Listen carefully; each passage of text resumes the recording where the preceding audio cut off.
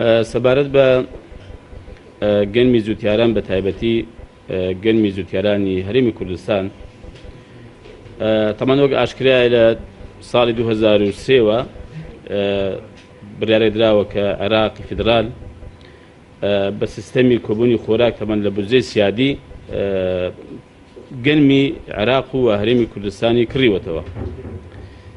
بەڵام بەداخەوە لە 2016 بەبێ هۆکار سەدادەی گەنمی هەرێمی کوردستانی کەم کردەوە. هەر لە 2016 دوای ماوەیەکی کەم تقریباً 15 ڕۆژی پێچ و سەدا 20 تریشی کەم کردەوە. واتە کە بڕیار بوو 1,260,000 تەن گەنمی زووتیارانی هەرێمی کوردستان وەربگرێ، تەنها 882,000 تەنی وەرگرتووە. ئەم بەڕاستی ستەمە لایەن عێراقەوە کردە ساڵی پار. هەڵبەت بەپێی هێند ینی لەسەر بنچینەی هێندێک لە دوانی نادروستی هێندێک لە پەرلەمانتارەکانی خۆمان کە ئاماژەیان بەوە کرد بوو لەبەرەوەی کە گەنمی وڵاتانی تر تێکەڵ بە گەنمی هەرێمی کوردستان کراوە، بۆی عێراق ئەم بڕێکەم کردوتەوە یا بۆیە پارە گەنمی زووتیارانی هەرێمی کوردستان نادا.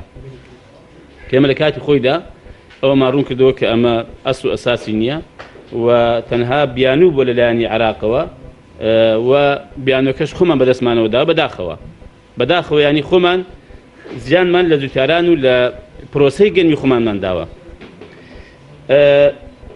و ئێمە دیارە ئەم ساڵێکە بۆ 2017 کە داوای خطەی زراعیان لە ئێمە کرد، ئێمە لە 25/10/2016 ئێمە خطەی زراعی خۆمان بۆ بەغدا ناردووە و بەغدا وەڵامیان داینەوە کە بەدەستیان گەیشتووە و زۆریش داکۆچیم لێ کردووە، زەختم کردوتەوە کە پێویستە هەرێم خۆی ئەم کێشە چارەسەر بکە.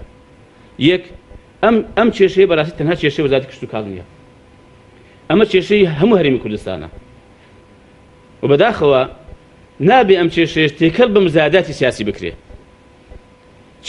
ینی تێکەڵ بە کێشە حزبی سیاسیەکانی هەرێمی کوردستان بکرێ. بەداخەوە چینێکی فەقیر و هەژارمان هەیە کە زووتیارە، ینی ئەوانەیە کە پەیوەندیان پێوە هەبن ئەمە دەزانم یانی چ معاناتێکیان هەیە، چ دەردی سەری و خەفەتێکیان هەیە. بەڕاستی ئەمە ڕزا دەکەم بەڕاستی لە پەرلەمانتار لە حزب لە ڕاگەیاندەکان ئەم چینە فەقیر و هەژارە نێنە ناو معادلە و کێشە سیاسیەکانی هەرێمی کوردستان و مزایداتی پێ بکەم. بەڕاستی تکا دەکەم حەقەتەن ینی چێ ئازایە و چێ دەوێت مەسەن دەنگ پەیدا بکە و کۆ بکاتەوە کە ئێستا هەر ناوی ئینتیخابات هێنراوە دەستیان بە بەیان نامەشت دەرکردووە، فەرمونون من داوا دەکەم با بتوانن 50,000 تەنی زیاد لە عێراق بگرن، کێشەی هەموو هەرێمی کوردستان پێ حەڵ دەکەم.